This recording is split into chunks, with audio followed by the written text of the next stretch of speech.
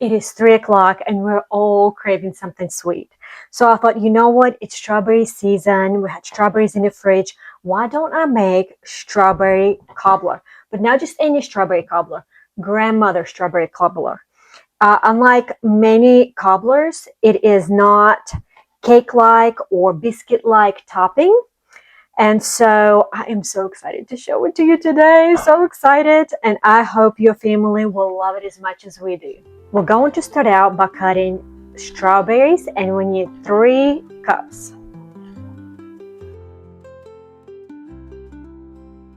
To my strawberry pot, I'm going to add 1/4 cup of sugar and 2 tablespoons of cornstarch. Strawberries always look perfect going into the oven, and then suddenly they release enough juice to flood the whole dish.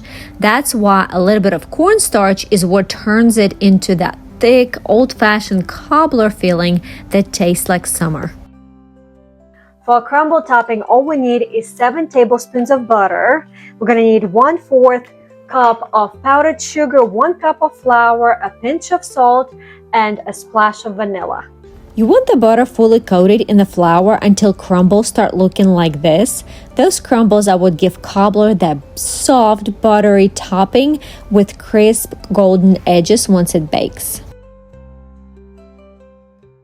In the oven, it goes at 350 for about 20 to 25 minutes until the top is golden brown and bubbly.